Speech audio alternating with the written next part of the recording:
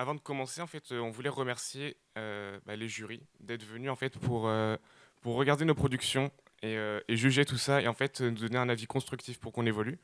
Et on voulait aussi remercier notre mentor Baptiste parce que vraiment sans lui on n'aurait pas ce résultat. Et du coup on remercie aussi Quentin et François d'avoir créé Cinéma Sprint pour pouvoir créer ces projets-là. Donc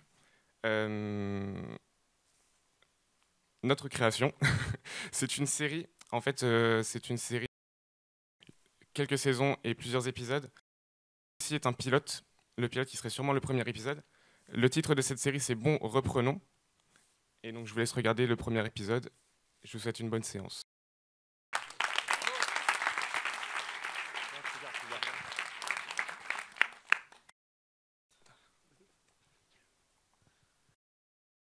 Bon, messieurs, monseigneur, Bob, je vous ai tous réunis aujourd'hui parce que vous êtes les meilleurs.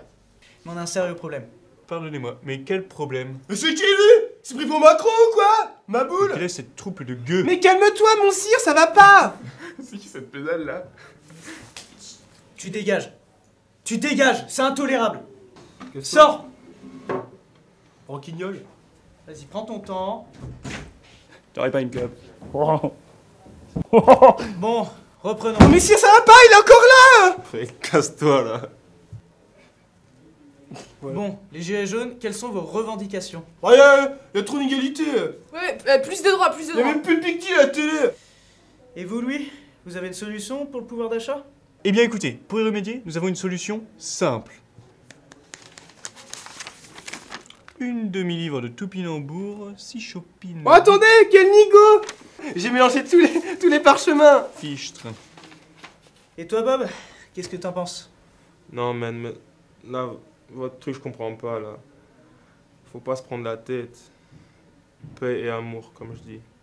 Excusez-moi, est-ce que quelqu'un veut un café? Alors moi, je prendrais bien un Sex on the Beach. Écoutez, moi je vais prendre un millésime 1789, s'il vous plaît.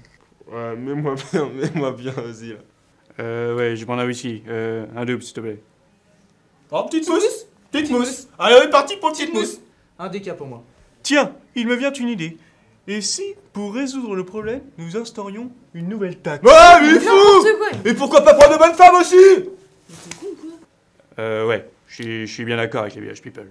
Je vois, Laetitia et moi, on a toujours du mal à joindre les deux bouts à la fin du mois. Excusez-moi, mais comme le dit Piketty dans son dernier ouvrage, l'indice de génie n'a jamais été aussi haut. De plus, comme l'histoire ne cesse de nous le montrer, il n'y a aucune corrélation entre le taux d'imposition et la richesse nationale produite.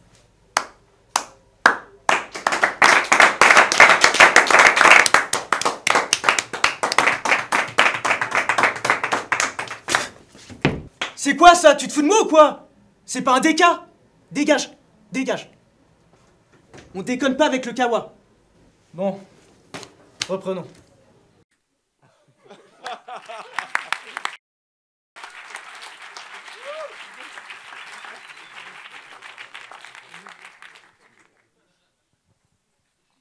Alors du coup, pour ce premier épisode, on avait un médiateur qui s'est reconnu avec son costume, qui avait regroupé en fait un comité de personnalités de plusieurs époques différentes afin de régler un problème sous forme de débat humoristique d'une crise actuelle, donc avec les gilets jaunes évidemment. Et le but en fait, c'était de mélanger des temporalités et que ça puisse créer une situation en fait de satire et qui se répète indéfiniment. Donc alors l'objectif de ce court-métrage, c'était de faire, comme l'a dit Renan, de faire un pilote. Et notre objectif, c'était de faire une saison d'environ 8 épisodes, donc découpés de 2 à 5 minutes. Et le but, donc, c'est de reprendre plusieurs cellules de crise autour d'une réunion. Et donc les personnages peuvent changer. Et pourquoi pas aussi mettre en avant des personnages récurrents comme Louis XVI, je sais pas, par exemple, qui nous tient à cœur. Et par exemple, par contre, l'orateur, la première saison ne changera jamais. Le décor sera toujours à huis clos et ce sera toujours dans une ambiance assez loufoque, comme on dirait. Qu'est-ce que je vais dire d'autre? Oh. Alors, le contexte. Alors, je vous explique, on présente un peu l'équipe. Donc, alors, on est 5. Alors, notre particularité, c'est qu'on se connaissait un peu avant le tournage. Donc il y a Émile qui est ici présent. Tu peux te lever, Émile? On peut l'applaudir aussi. Donc Émile, c'est un copain qu'on se connaît depuis le collège, depuis la 6e, on est ensemble. Il y a Arthur qu'on se connaît depuis le lycée. Arthur, lève-toi. Arthur. Et il y a également notre régisseur son, Anthony. Et donc Renan, qu'on ne connaissait pas avant le tournage, qui s'est greffé au groupe. Donc alors il y a Émile qui était scénariste et acteur, comme moi. On avait Arthur qui était donc monteur vidéo et aussi réalisateur.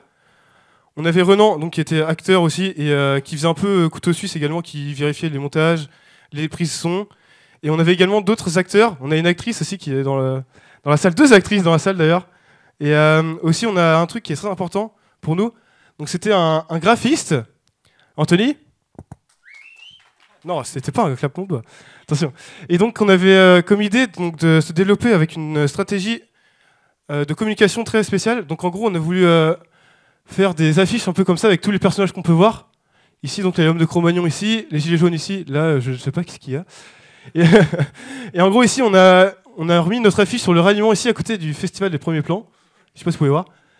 Et notre stratégie donc ce serait à travers le graphisme donc de développer un peu comme à la Netflix des abris de bus comme ça pour développer notre notoriété et prendre un peu, comment dire, se faire connaître.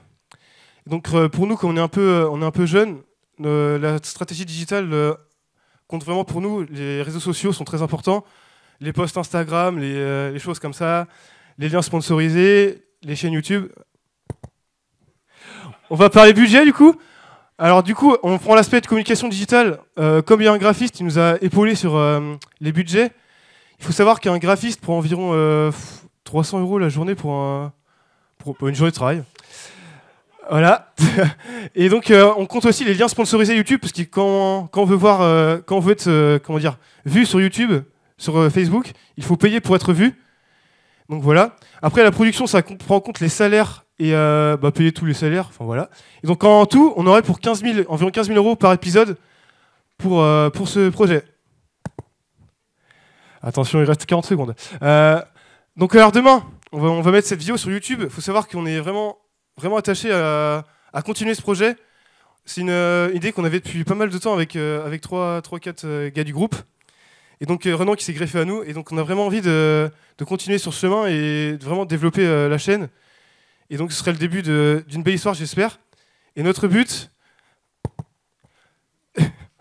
ce serait pourquoi pas intégrer des chaînes privées, parce que c'est un contenu qui passerait pas, je pense, dans des télévisions publiques. Et donc on aimerait beaucoup se faire connaître et pourquoi pas intégrer notre rêve Canal+.